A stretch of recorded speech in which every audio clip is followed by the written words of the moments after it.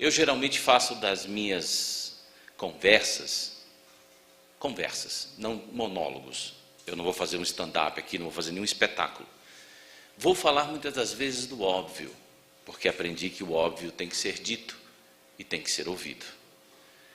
Quando na elaboração da palestra, escolhi o tema médium, talvez tivéssemos como começar como o médium, mas aí estaríamos referindo a ele, não a nós. E sabemos todos nós que hoje militamos dentro da doutrina espírita, que o médium é uma atribuição do ser humano, do ser vivo como um todo. Então, vamos dividir hoje algumas coisas que nós recolhemos dos nossos aprendizados. E vamos falar, acima de tudo, daquilo que a gente conhece quase nada, a mediunidade. Ninguém sabe efetivamente como é o início do nosso universo. Qual foi o primeiro tijolo? Uma das frases mais interessantes, uma das definições mais bonitas que eu ouvi em toda a minha vida, pertence ao Carl Sagan, na abertura do seu livro Cosmos, em que ele fala: o universo é, o que foi e o que sempre será. Porque na nossa imaginação, na nossa capacidade intelectual, científica atual, nós não conseguimos efetivamente descobrir como tudo começou. Existem esforços das mentes, pelo menos ditas como as mais brilhantes do universo, dizendo que tudo começou em um determinado momento em que tudo existia, era o caos, há cerca de 16 a 17 bilhões de anos. E aí, se você perguntar para cada um desses cientistas, mas antes de tudo isso acontecer, o que existia? E eles dizem, não existia, porque não existia o tempo. E se não existia o tempo, nada se contava, porque nós não sabemos dar o passo seguinte, porque nós não temos elemento para caminhar. E isso é fundamental, às vezes, nós estudarmos, porque nós que lidamos continuamente com o fenômeno da mediunidade dentro da doutrina espírita, e ela é uma ferramenta sagrada para todos nós, porque foi através dela, efetivamente, que os nossos amigos do plano imediato que nos cerca, nos trouxeram essa união, esse esclarecimento, essa novidade de que nós estamos crescendo, que nós precisamos melhorar. E foi a mediunidade a ferramenta sagrada que compilou os nossos passos, os nossos procedimentos e para revisar, acima de tudo, os nossos comportamentos através do Evangelho de Jesus. O primeiro tijolo na insistência do ser humano é que deve ter alguma coisa que começou o universo e até hoje não se sabe. Discutem ser o tal do bóson de Higgs e tudo mais, mas antes dele o que se montava? E existe um determinado momento em que os cientistas falam, mas para montar um universo físico do qual nós vivemos, é necessário ter um universo paralelo para que isso aconteça. Então, aquele dispositivo que nós falávamos desde o começo, na formação da doutrina espírita, nós dizíamos que ciência e religião, a partir dali, começavam a caminhar juntos para mostrar o quanto divino é a nossa vida, o quão maravilhoso é Deus. Então, a teoria do recomeço diz que tudo existia num ponto de concentração, uma massa única, que tudo explodiu e até hoje se move, movimentando tudo que existe em termos de universo, em termos de galáxias, em termos de sistemas solares e sistemas planetários. Mas acontece que, além da nossa própria visão física, das nossas próprias audições físicas atuais, existe sempre o mundo infravermelho, o mundo ultravioleta, o mundo do infrassom e o mundo do ultrassom. São capacidades que alguns seres têm como captar, nós nem sempre. E esses mundos de energias é que fazem parte do nosso cotidiano e que, por vezes, passam por desapercebido por todos nós. Então, nós começamos a ter que ter a ciência daquilo que nós somos e vivemos. Nós só conseguimos cuidar efetivamente daquilo que nós conhecemos. E se nós não nos conhecemos, se nós não conhecemos o meio em que nós vivemos, nós não conseguimos fazer um bom gerenciamento, né? nós não conseguimos fazer uma boa condução, ok? Uma das coisas mais interessantes nesse mundo, que é chamado mundo da física, existe uma parte que tem sido discutida constantemente por uma nova fase dos nossos cientistas, que é a parte da física quântica. E a física quântica é a física daquilo que não se consegue medir de tão pequeno que é. E aí existe a suposição de que se no nosso universo a gente tem 1 metro, depois de 1 metro, mais 1 metro, ou 1 segundo, depois mais 1 segundo, no mundo quântico isso não acontece. Não existe uma sequência numérica provada dentro do mundo quântico. No mundo quântico, no mundo da subatômico, existe a possibilidade de tudo acontecer. O simples fato de se colocar a observação desse mundo já faz com que ele se comporte de maneira diferente. E é nesse mundo, efetivamente, que começa a nascer o universo. Nós começamos a aprender que é através dele que se faz o universo físico.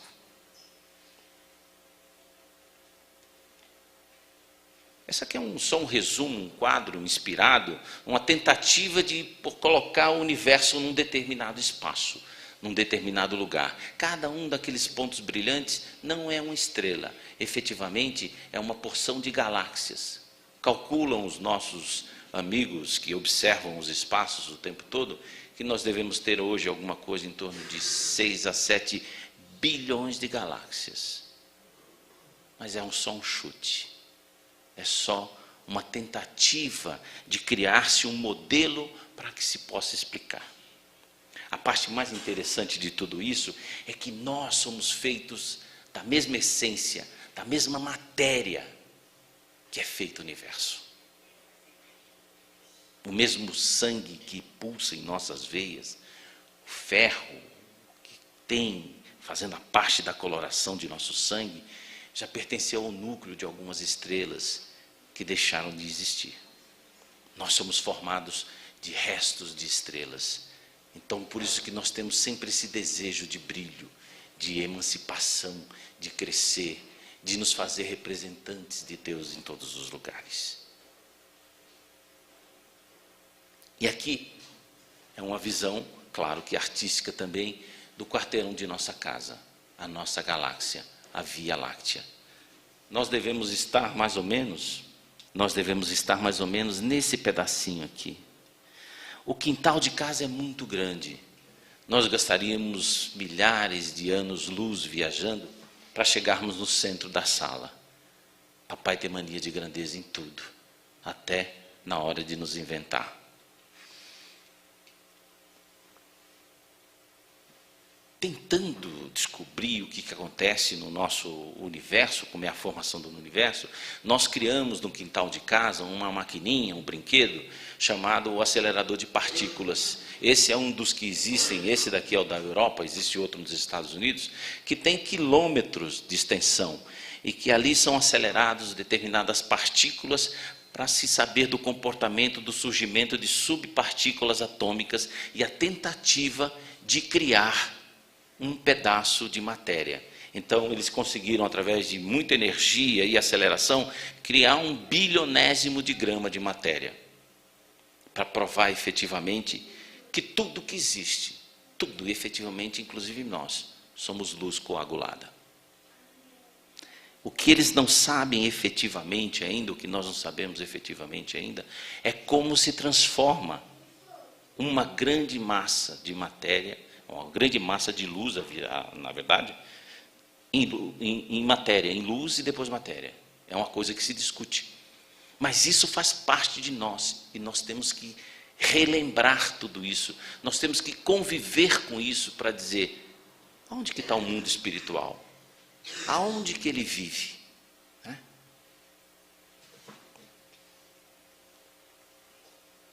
E aqui, claro, chegamos em casa. Mais ou menos fica ali o Camilópolis, não é? Assim, a gente atravessa o Camilópolis, já chega aqui na Vila Industrial. Muita gente fala assim, você assistiu aquele filme O Nosso Lar? Vocês assistiram O Nosso Lar? Pois é. Outro dia eu fui na internet para buscar o filme Nosso Lar. E aí, na hora que você clica, a internet é uma beleza, porque te dá todos os conteúdos que você busca, né? E na hora que você puxa lá o nosso lar, tem uma foto da Terra, e eu cliquei nessa foto da Terra, e começou a passar uma série de coisas do nosso cotidiano, de nossas vidas, como os peixes se movimentando no oceano, as manadas se movimentam nas savanas da África, os flamingos voando, os pássaros brincando, né, as borboletas voando, para dizer que quanto será que a gente presta atenção no nosso lar, na nossa vida, para a gente ter esse negócio da pressa de querer morar lá no nosso lar, né?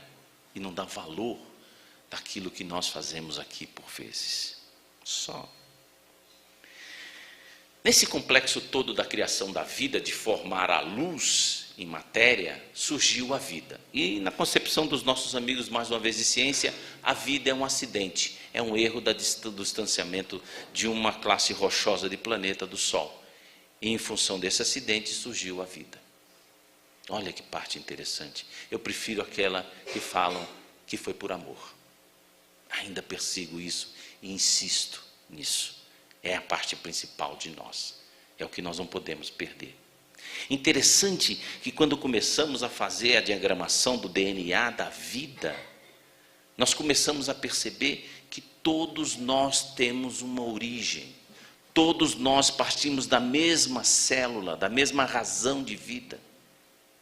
E aquele antigo ensinamento que nós recebemos logo no catecismo que a gente ia frequentar na Igreja Católica, que falava, né, da Gênese, de que Deus criou o homem do barro da terra, não é assim que está escrito? E a gente fala, como é que ele foi lá, fez um bonequinho, que nem os mestres lá de Caruaru, soprou e deu vida? É uma grande verdade, porque através do pó que existia na terra, começaram a surgir os micro-organismos, as bactérias, e a partir daí começou a surgir a vida. Então todos nós surgimos do mesmo lugar, do mesmo jeito, do pó da terra. Bom, das espécies que têm desenvolvidas de vida no nosso planeta, todas elas têm um cérebro, inclusive nós temos o nosso próprio cérebro, que é estudado e aí é colocado como a central de comando de tudo que nós fazemos na vida, na interpretação da biologia e da fisiologia moderna, quando nós sabemos que isso não é bem a verdade. Foram-nos ensinado também que nós temos quantos sentidos? Há que se duvidar hoje em dia disso. Há que se duvidar e revisitar esse tema, porque nós estamos falando talvez de todos os sentidos que se façam presente em nossas vidas. Quais seriam? Será que nós conhecemos todos? Será que eles são bem explorados por nós, entendidos por nós? Essa parte é que é interessante, que da mesma forma que existem esses universos chamados universos quânticos, esses universos paralelos, o que a gente chama do mundo espiritual, aí existe uma coisa de dizer assim, você acredita em espíritos? Quem acredita em espírito aqui? Ninguém? Como? Agora eu vou fazer uma pergunta com o mesmo teor. E vocês sabem do espírito ou não?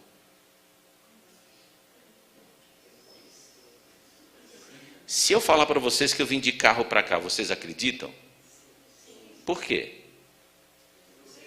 Porque eu falei. Porque ir a pé, para vir a pé que é meio complicado com chuva, né? Mas alguém falou assim para mim, eu vi você chegando de carro aqui. Então, se eu perguntar para essa pessoa, eu vim de carro para cá, ele vai dizer o quê? Sim, eu vi você vir de carro para cá. Mas se eu contar, vocês simplesmente vão dizer sim, eu acredito no que você está me falando. Então existe uma diferença entre a gente acreditar no Espírito e nós sabermos do Espírito. Porque é uma posição como se nós estivéssemos falando de alguma coisa que mais ou menos a gente sabe ou não sabe. Então, eu sei do Espírito, eu sei de Deus, porque eu leio Deus nos movimentos da natureza, na sua formação, na magnanimidade da vida. Quanto é estupenda a nossa vida, quanto é maravilhosa. Então, se eu leio disso, eu sei de Deus. Eu não acredito em Deus. Eu vivo com Ele, eu estou com Ele. Né? Então, nesse processo, mais ou menos seria uma concepção de nós completos como espíritos. E os nossos espíritos possuem capacidades que nós passamos a estudar e conhecer somente agora, no qual faz parte dessa a mediunidade. E a mediunidade o que é? É o intermediário, é o intermédio que nós temos com as coisas que estão nos universos paralelos que existem em nosso derredor. Isso é religião? O que é isso? O que é isso? Adoro fazer esse joguinho de pergunta, porque não acaba não. É a realidade, é a vida. Você pode até não acreditar que o sol amanhã vai surgir, mas independentemente da nossa contravontade, ele virá. E a mesma coisa do plano espiritual, do plano cósmico, do plano universal. Ele existe, embora nós não queiramos que isso aconteça por vezes. Então, nós, geralmente, essas pontas são intencionais para dizer que nós temos comunicações com esses diversos planos. Nós atravessamos esses planos e passamos a interexistir.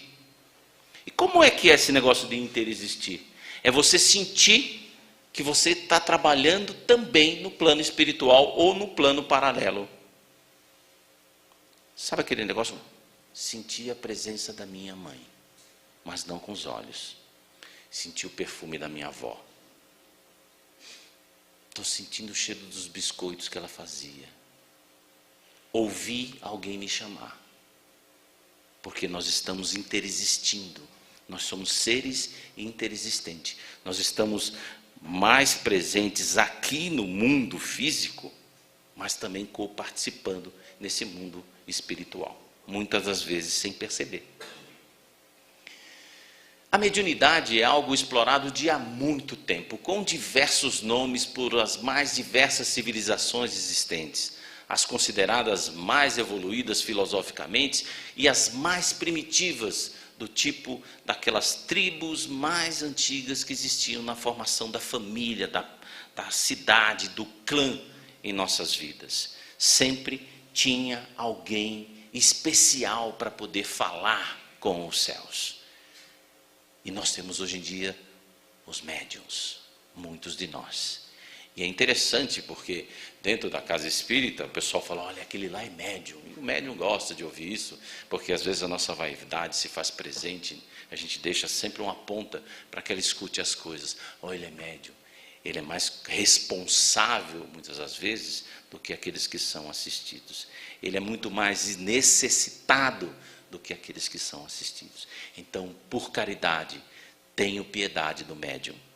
Não atribuam a ele de forma alguma poderes sobrenaturais, poderes excepcionais, capacidades de cura e de responsabilidade que ele ainda não tem. Nós não podemos fazer isso, porque estragaríamos um dos instrumentos mais complexos, mais delicados que existe dentro da nossa doutrina.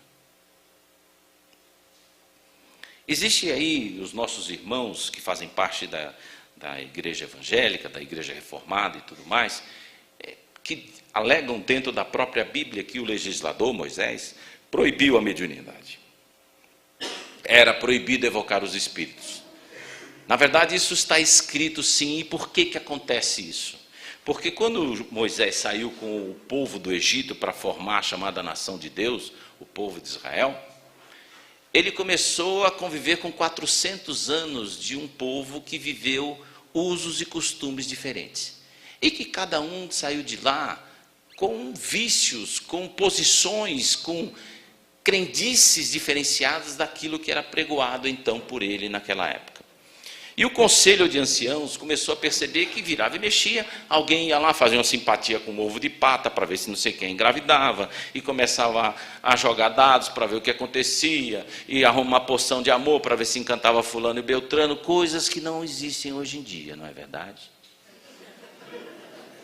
Por que é importante nós percebermos isso daí? Porque imagine há 4.000 anos atrás, como era a nossa condição. Muita gente tem muita poesia com relação àquela época, né? Era uma beleza. Ninguém tem roupa suja nos filmes de Hollywood, pode ver. Todo mundo bem vestido e tal. Mas não era bem assim. E não é bem assim até hoje, no nosso meio. Nós ainda queremos a mediunidade para quê? Nós exploramos a mediunidade com qual sentido hoje? Então, é necessário o quê? Educar. E aí o legislador proibiu que fosse feito em praça pública a parte da mediunidade, dos encantos, a evocação dos mortos, etc., para poder organizar a sociedade. Mas, se nós formos no mesmo livro, que é a Bíblia, nós vamos encontrar que naquele determinado momento ele forma o primeiro colégio mediúnico do povo israelense. E diz, daqui para frente, quem faz esse tipo de evocação são esses daqui. E aí, em paralelo, existiam 2 dos médios que faziam parte do colégio, que eles continuavam fazendo o tal da profecia, né, fazendo a parte das curas no meio das tribos, né, no meio do pessoal. E o pessoal falava assim, ó, fulano e Beltrano, eu não me lembro o nome deles agora, uma falha minha, me perdoe, Dan, acho que era. Eles estão ali no meio da tribo fazendo a evocação dos mortos e tudo mais. E o Moisés ainda fala, se todos agissem como eles agem, eu liberaria para todo mundo. Então, a gente tem que ler e conhecer as coisas para poder saber quais são as nossas posições. E ainda mais, o Deus que se tinha naquela época era muito mais humano, mais pintado à guisa de um tirano, do que o Deus de amor e misericórdia que Jesus nos apresentou. Certo? E se isso efetivamente é lei, nós não podemos esquecer que Jesus veio para que todos tivessem vida. E foi Ele que deu a maior ênfase possível no trato a falar com os mortos, os desencarnados, e a usar da sua mediunidade para mostrar a amplitude, a beleza da vida. Foi Jesus que deu o passo principal para mostrar que o homem tinha outros atributos que ele poderia utilizar muito bem em benefício do próximo. Não é? E uma das cenas que chama mais atenção dentro dessa parte mediúnica é aquele encontro de Jesus no Monte Tabor, em que ele recebe Moisés, recebe Elias, né, e o espírito de João Batista, sempre ladeados por alguns dos seus apóstolos. E a partir dali, Jesus começa a divulgar, a difundir a mediunidade, inclusive dentro daquele próprio colégio apostólico, se é que pode se colocar dessa forma, dos seus amigos que o seguiam, para que eles pudessem usar do mesmo processo, no sentido de auxiliar e ajudar. Aí vem a parte em que nós vivemos na obscuridade durante praticamente 18 séculos, sem saber efetivamente o que acontecia em nosso derredor. E aí é a grande chegada do trabalho dos espíritos na consolidação do trabalho do Kardec. E o que é uma das coisas mais fantásticas são as expectativas que o Kardec tem com relação à formação da doutrina espírita. A coisa que o Kardec não tinha efetivamente era uma mediunidade assintosa. Ele não era um médium que pudesse receber, psicografar. Ele era de inspiração. E ele recorria a diversos outros médiuns para poder compilar o livro, para poder fazer as respostas, as perguntas e obter as respostas. O que ele tinha efetivamente era um grande senso de prudência, de julgamento, de observação e de organização. 2 das coisas magníficas que o Kardec fez questão de colocar no seu histórico, na hora que ele começa a contar a história do Espiritismo. Primeiro é que ele fala assim, da grande preocupação que ele tinha em organizar a doutrina espírita. E os espíritos chegam para ele, aí que é a parte da grandeza do ser humano. E os espíritos chegam para ele e falam assim, você não se preocupe, porque a doutrina é nossa. Você não se preocupe o que vai acontecer. Se a gente achar que você não é capaz, nós vamos buscar outra pessoa. E às vezes nós temos a pretensão de querer carregar o trabalho da casa espíritas, que é tudo comigo, eu que sei fazer, os espíritos é que sabem fazer. Nós estamos tentando achar qual que é o nosso caminho. De vez em quando a gente escuta, desobedece, desfaz. Então, essa prudência que ele nos traz nesse histórico deve servir para a orientação dos nossos passos, das nossas atitudes dentro da casa espírita, dentro do lar espírita. Né? De que nós não temos que ter a pretensão de que achar que nós somos a peça marcada a fim de reformar tudo. Existem todos aqueles que caminham conosco, dotados da mesma luz. E a outra coisa que os nossos amigos espirituais, dentro de todas as perguntas e respostas que trouxeram, a principal e de qual nós não podemos nunca esquecer, é de que nós, efetivamente, somos os únicos responsáveis pela nossa felicidade, pelo nosso desenvolvimento e pelo nosso progresso. Ah, não, mas é o Marcos que não me ajuda. Não é verdade. Ah, não, mas o pessoal lá da casa... Não é verdade. Não, mas... É nossa responsabilidade. Essa é a parte, e a parte mais esclarecedora que os Espíritos trouxeram para nós. É comigo. Eu sou responsável pelo meu destino, pela minha felicidade. Bom, então nós podemos perceber que nós não temos somente aqueles 5 sentidos. Outros sentidos fazem parte de nós. A telepatia, a intuição, a psicometria, ou seja, todo aquele que sente num grau qualquer a influência dos espíritos, é por esse fato médium. Então, cada um de nós tem uma certa mediunidade, mais aflorada ou não, dependendo da disposição genética de cada um. E dentro de genética, ainda nós estamos aprendendo como é que se monta um ser humano. Tem um tijolinho lá dentro da raiz do DNA, que na hora que pluga, fala, esse daqui vai ser médium com maior efetividade. Dentro daquele mapeamento que os cientistas fizeram, eles constataram alguma coisa entre 160 mil a 200 mil genes que fazem parte da nossa cadeia do DNA. Para montar um homem, tipo Giannichini, assim, usa-se uns 36 mil. Uma Gisele Bündchen uns 38, mais ou menos. Um Glaucio uns 14, olhe lá, sobrando tijolo. E o resto, o que se faz do resto? O que são os outros 100 e tantos mil? Nosso futuro? Nosso passado? Então, existem muitas coisas que nós estamos aprendendo com a nossa própria vida. Nós precisamos nos estudar. Nós precisamos nos inteirar de quem somos nós. Então, as mediunidades, intuitiva, médios mecânicos, semimecânicos. Tem um mecânico que conserta carro, que é uma beleza também, que é médium. Né? Médios psicofônicos, enfim, há variedade de todos os tipos. E nós ambicionamos, ansiamos efetivamente, muitas vezes, se eu fosse médium, né, eu ia curar todo mundo. Se eu tivesse a possibilidade de exercitar, incorporar um espírito, eu ia ajudar todo mundo. Será que a nossa posição está efetivamente correta? Muitas das vezes as pessoas falam, como é que é o fenômeno mediúnico? E o pessoal fala, o fulano está incorporado, né? O espírito, em geral, só incorpora no médium quando ele quer derrubar o médium, quando ele quer entrar em luta corporal com o médium. Porque a mediunidade se faz de perispírito para perispírito. Quem comanda o corpo é o perispírito, ligado por milhares de fios em cada um dos centros e dos feixes nervosos que fazem parte de nós. E quando o espírito quer se comunicar, a comunicação e a união que se dá é de perispírito para perispírito. Então, o termo incorporação é um termo que nós usamos popularmente, mas ele não retrata efetivamente uma realidade. Né?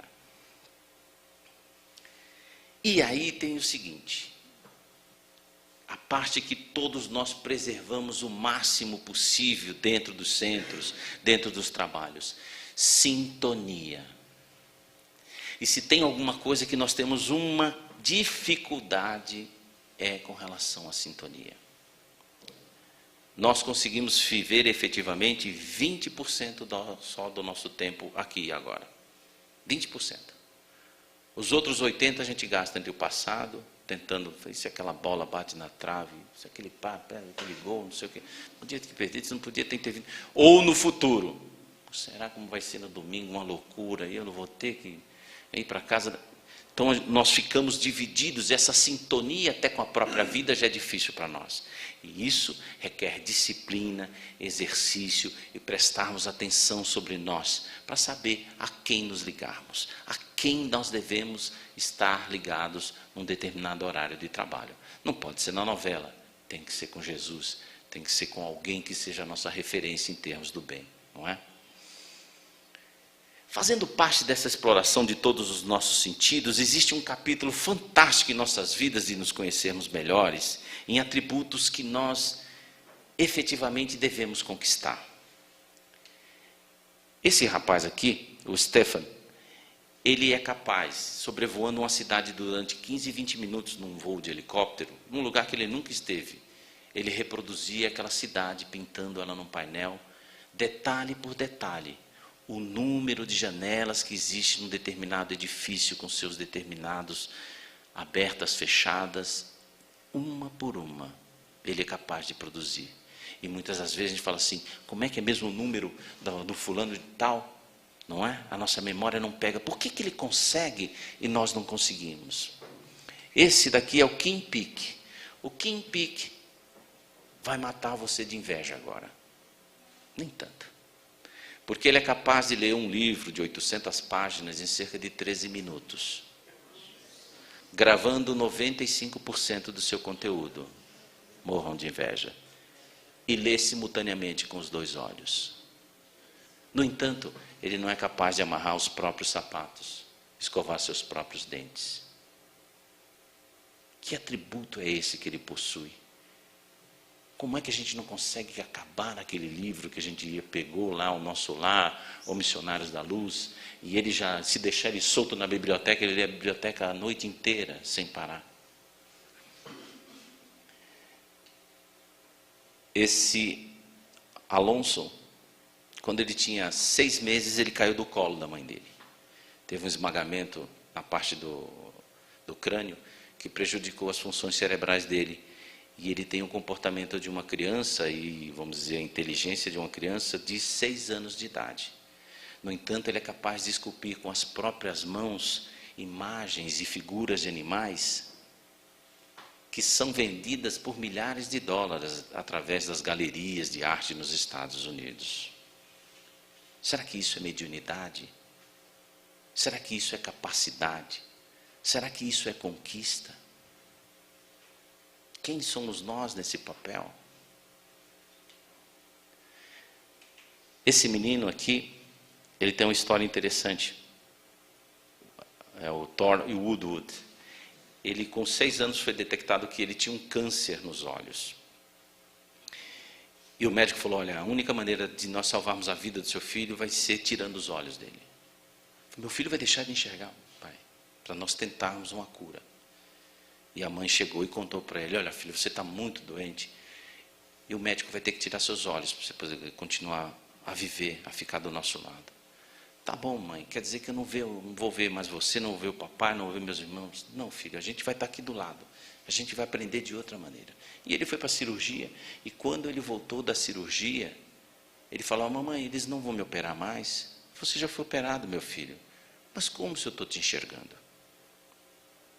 E ele desenvolveu um sistema que, com instalada a língua, quando ele emite um som, o som bate nos objetos, os objetos se desenham na frente dele, e ele segue o caminho.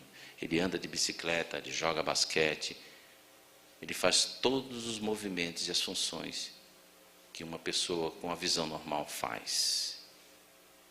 Mediunidade, capacidade, quem somos nós?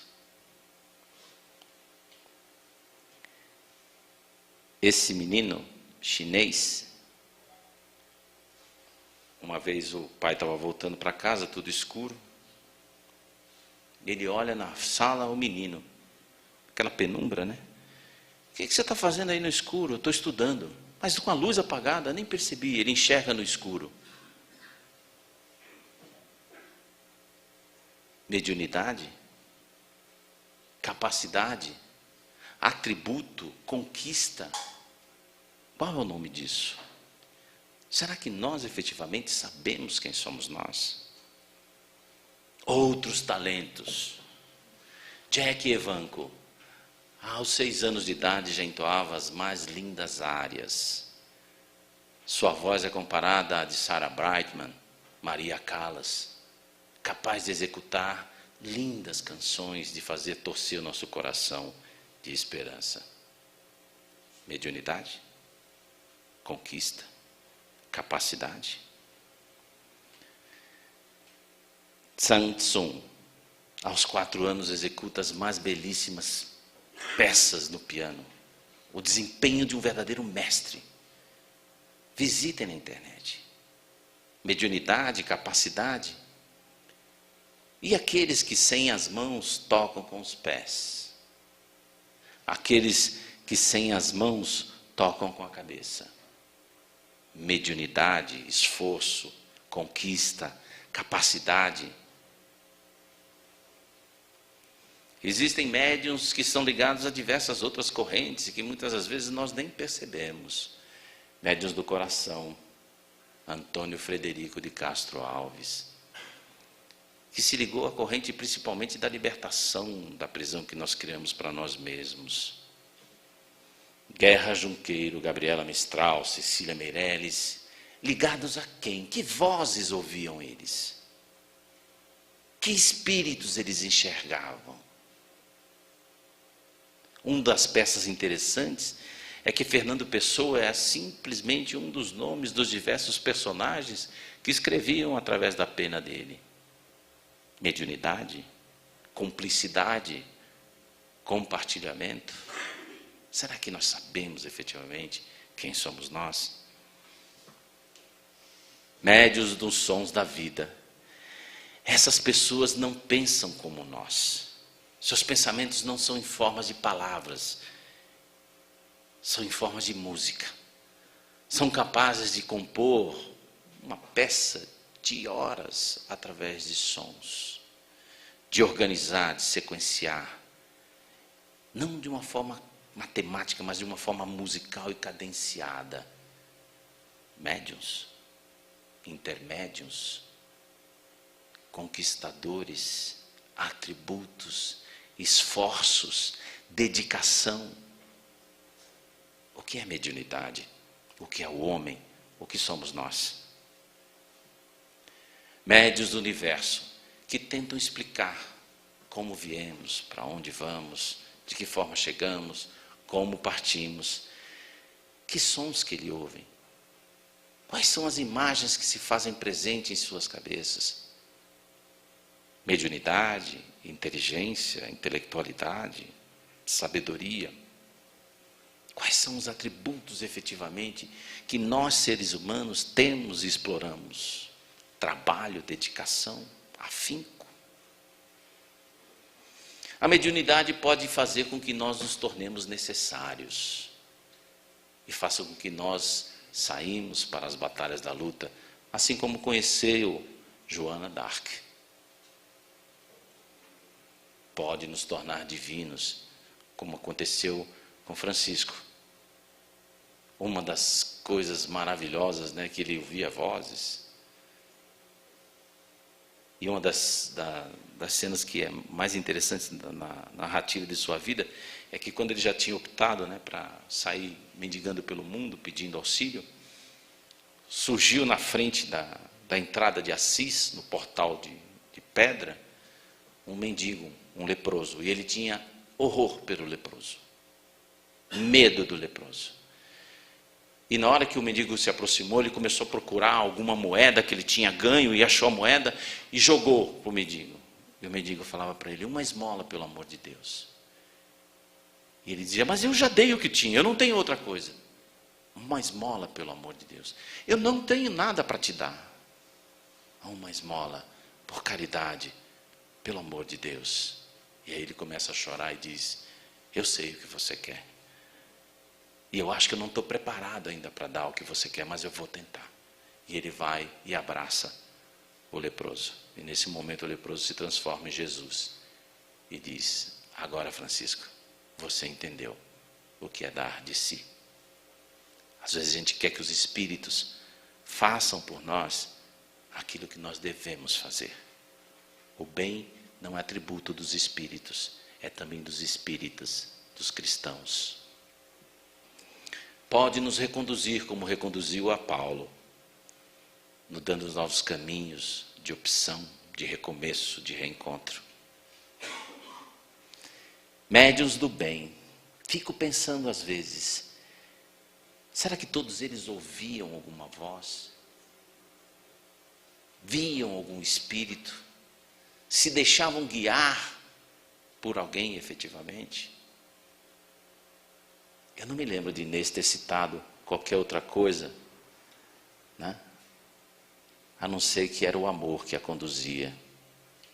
Irmã Dulce, Dona Cida, Eurípides, talvez eu, você. Que vozes que nós ouvimos? Que imagens nós conseguimos interpretar do mundo espiritual? Médiuns da saúde, que incorporam o trabalho do ganhar nada, de enfrentar o perigo das balas, dos canhões, dos morteiros, a fim de socorrer, porque entendem efetivamente o serviço que devem fazer em termos de saúde e do bem-estar do ser humano. Médiuns do saber, que englobam a tarefa de nos ensinar as primeiras letras, os primeiros números, a fim de nos orientar melhor na vida. Médiuns da profilaxia. Será que nós conseguimos valorizar tanto a intermediação da saúde feita por algumas pessoas tão simples, tão humildes? Médiuns da vida. Os intermediários que trazem aqueles que estão no plano do lado de lá para o plano do lado de cá. Médiuns da direção. Os pais que têm como missão orientar a todos os filhos. Médiuns para médiuns. O mais interessante do convívio com Francisco é descobrir que ele era efetivamente um homem que sofria. E sofria acima de tudo pela perseguição de nós, os próprios espíritas. Uma das passagens mais interessantes é que depois, quando ele ganhou um prêmio, e ele foi procurado pela Sociedade Mineira de Espiritismo, dizer para ele: Chico, nós viemos aqui porque mais uma vez nós constatamos que você caiu. Como eu caí? Não, eu não caí, meus amigos. Caiu sim. O orgulho te derrubou, Chico. Não, meus amigos, eu não caí. Eu não caí. Deus não deixaria que eu caísse. Isso é prova de que você tem a pretensão de achar que você é infalível. Não, não é isso. Emmanuel me alertaria. Eu não cairia de jeito nenhum. O jeito que você fala mostra efetivamente que você caiu, Chico. Não, eu não caí. Como você não caiu, Chico? Eu não caí porque eu nunca me levantei. E nós, às vezes, temos a pretensão de querer ocupar lugares que nós não temos como. Por questão de mérito, por questão de verdade, de entrega, de participação, de transformação que existe em nós. Temos muito a caminhar, até podermos chegar a sermos médium de Deus. E esse é um papel do qual nós sabemos que coube a Jesus. A grande questão é de que sabemos que todos nós somos médiuns, não é? Mas médio de quem? Que eu acho que é um processo de repensar, é um processo de nós nos revisitarmos para saber até onde nós devemos caminhar, como devemos caminhar e por que caminhar. Nós viemos fazer parte da chamada fé raciocinada, a fé que tem que ser pensada, discutida. Nenhum de nós, meus amigos, nenhum de nós vai entrar contrariado no céu. Lá não existe anjo revoltado, anjo desobediente. Os que tinham, já tem a história cumprida lá de que aquele que se revoltou, que era luz pura, montou o que montou, né? Que é chamado Lúcifer. Nós não vamos entrar frustrados para o céu. Por isso que nós temos que aprender efetivamente, fazer com que seja sagrada todas as coisas que existem em nossas vidas. A nossa esposa, o nosso marido, o beijo, o abraço, o filho, a vassoura, a panela, a sopa, tudo tem que ser sagrado. Depende o que nós temos na ponta da mão. o coração. Não é? Ser intermediário de nós mesmos, dos nossos principais valores. Tá certo? Muita paz a todos. Boa semana. Que Jesus nos abençoe.